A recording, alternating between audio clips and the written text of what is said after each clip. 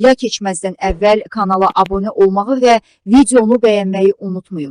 Regionlarda yaşayan sakinlərə müavinət verilməli və onlar vergilərdən azad etməlidirlər. Bu sözləri Yeni Sabah A hüquqşünas Əkrəm Həsənov deyib. O, deputat Zahid Orucun bugün Milli Məclisdə səsləndirdiyi təkliflərə, o cümlədən bəzi bölgələr üçün elektrik enerjisi və qaza tariflərin 3 dəfə azaldılması münasibət bildirib.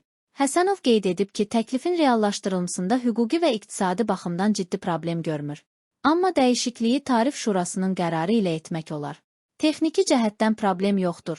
Problem mümkün oğurluq və korrupsiyadır. Hər şeydən pul çıxarmağı bacarırıq axı. İşığı, qazı, suyu məhz lazımlı bölgəyə yox, digər bölgələrə verəcəklər ki, podkat alsınlar. Heç kim bu hallara görə bölgələrə gedib məsələni araşdıran deyil. Ekspert əlavə edib ki, kommunal xidmət göstərən qurumlar Azərişıq, Azəriqaz, Azərsu dövlətə məxsus olsa da kommersiya təşkilatlarıdır. Bu təşkilatların əsas məqsədi qazanc əldə etməkdir. Ən azı öz xərclərini gəlirləri ilə bağlamaq üçün. Fikrimcə bu təşkilatlar mənfəətlə işləməlidirlər ki, dövlətə yük olmasın. Onun sözlərinə görə, əgər bu sistem qurularsa, regionlara da kommunal xidmətlərin maya dəyərindən aşağı qiymətlə çatdırılması mümkün olar. Əkrəm Həsənov qeyd edib ki, regionlarda yaşayan vətəndaşlara güzəştlər verilməli, lakin bu daha şəffaf və konkret mexanizmlərlə həyata keçirilməlidir. Regionlarda yaşayan sakinlərə əlbəttə güzəştlər olunmalıdır, lakin başqa formada.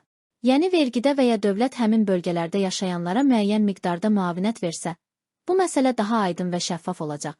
Xatırladaq ki, Sosial Tədqiqatlar Mərkəzinin İdarə Heyətinin sədri, deputat Zahid Oruc Milli Məclisin növbədənkənar sessiyasının bugün keçirilən ilk iclasında sərhədyanı kəndlərə böyük qayıdış təmin etmək üçün elektrik və qaz tariflərini 3 dəfə azaltmağı təklif edib. Onun sözlərinə görə Gədəbəy, Kürdəmir və Bakıda orta illik temperatur fərqli olduğu üçün 7 ay soyuq şəraitdə yaşayan əhali diferensial tarifləri tətbiq etməyin əsası var. Hər hansı büdcə itkisi olmayacaq, əksinə əhalinin geri dönüşü artdıqca sıxlığın yaratdığı problemlər, mənzil, əmək və yollar, körpülər, keçidlərə qoyulan sərmayələri bölgələrə yönəltmək mümkün olacaq. Tarif siyasəti ilə yanaşı maaşlar və iş yerlərinin bölgələrdə açılmasına yönələn güzəştlər siyasəti ilə daxili miqrasiyanın yalnız bir istiqamətdə getməsinin qarşısı ala bilərik. Məsələ ilə bağlı Azəriqaz İstehsalat Birliyinin İctimaiyyətlə Əlaqələr şöbəsinin rəisi Eldəniz Vəliyev bildirib ki, qurum limitlərin yenilənməsinə baxan səlahiyyətli qurum deyil. Azərişıq mətbuat katibi Vaqif Aydınoğlu'nun köməkçisi Pərvanə Kazımzadə də oxşar cavab verib.